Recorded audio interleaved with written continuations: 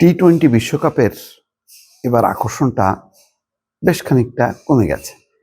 যত যাই বলেন না কেন, বাংলাদেশ খেলবে না এটা বলার পর এবং যে ইস্যুতে খেলবে না এটা বলার পর টি-20 বিশ্বকাপের আর অবস্থানটা, নৈতিক মানটা অনেকখানি কমে গেছে।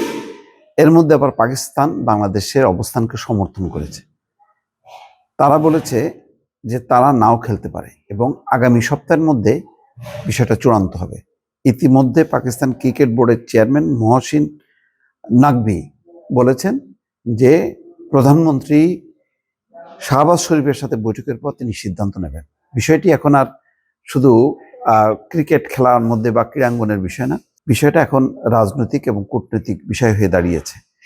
যেহেতু নতুন মেরুকরণ হয়েছে, বাংলাদেশের এখন বন্ধু বলা যায় পাকিস্তান, বা পাকিস্তান বন্ধু রাষ্ট্র মনে করছে বাংলাদেশকে। সুতরাং এই অবস্থায় বাংলাদেশের এই অবস্থানকে সমর্থন করে পাকিস্তান যদি সরে যায়, তাহলে এই টি-20 বিশ্বকাপের মৃত্যু অনিবার্য, কোনো আকর্ষণই থাকবে না এবং সম্ভবত স্পন্সররাও সরে যাবে, বিপুল ক্ষতির মুখে পড়বে, এমনটাই বলছেন যারা ক্রিকেট সংশ্লিষ্ট বিশেষজ্ঞরা, বিশ্লেষকরা এবং বাণিজ্যিক কর্মকর্তারা।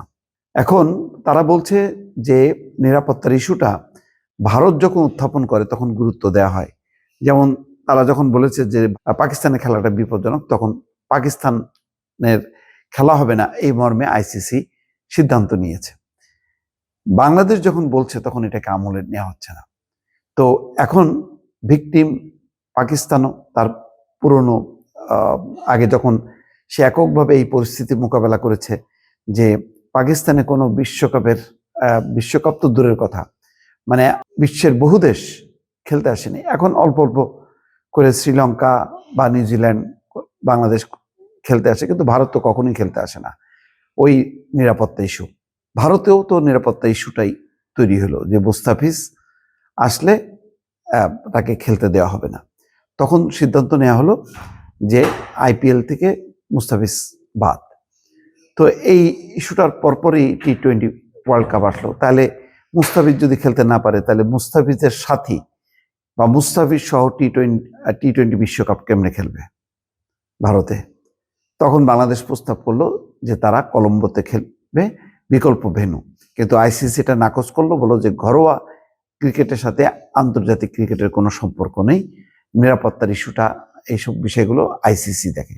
তো স্বাভাবিকভাবে এখন প্রশ্ন আসলো, তাহলে পাকিস্তানে খেলতে যাব না যখন ভারত এই অবস্থানটা নিল, তখন আইসিসি কেন পদক্ষেপ নেয়নি? তাহলে কি বোঝা যাচ্ছে? যে আইসিসি নিরপেক্ষ না। এমন একটি টানাপোড়েনের মধ্যে যখন নাকি চলে আসলো বাংলাদেশের ইস্যুটা, সেই ইস্যুতে পাকিস্তান প্রথম থেকেই বাংলাদেশের অবস্থানকে সমর্থন করছে এবং এখন তারা বলছে যে যদি বাংলাদেশ না খেলে পাকিস্তানও খেলবে না। এবং নকভি ভারতীয় পাকিস্তান ক্রিকেট বোর্ডের সভাপতি ইতিমধ্যে প্লেয়ারদেরকে জানিয়েছে যে এই সিদ্ধান্তটা রাজনৈতিক পর্যায়ে হবে, সরকারি পর্যায়ে হবে, প্রধানমন্ত্রীর সঙ্গে কথা বলার পর বিষয়টি সিদ্ধান্ত হবে। তো স্বাভাবিকভাবে এখন যে ট্রেন্ড, যে পাকিস্তান এই বিষয়ে এখন একটা অন্তত সঙ্গী পাইল ভারতকে সাইজ করার জন্য। এখন ইস্যুটা শুধু খেলার অঙ্গনের মধ্যে থাকলো না, এটা কূটনৈতিক, রাজনৈতিক বা বৈশ্বিক ইস্যুতে পরিণত হলো। অর্থাৎ পুরনো যেই অবস্থানটা, পাকিস্তানের মনে যেটা দগদগে ঘা ছিল, এখন এই ঘায়ে মলম লাগানোর একটা উপায় হলো যে বাংলাদেশের অবস্থানকে সমর্থন করে পাকিস্তানও খেলবো না এই সিদ্ধান্ত নেয়া। এটা যদি নেওয়া হয়, তাহলে মনে করেন যে টি-20 বিশ্বকাপের মৃত্যু ঘটল। দর্শক।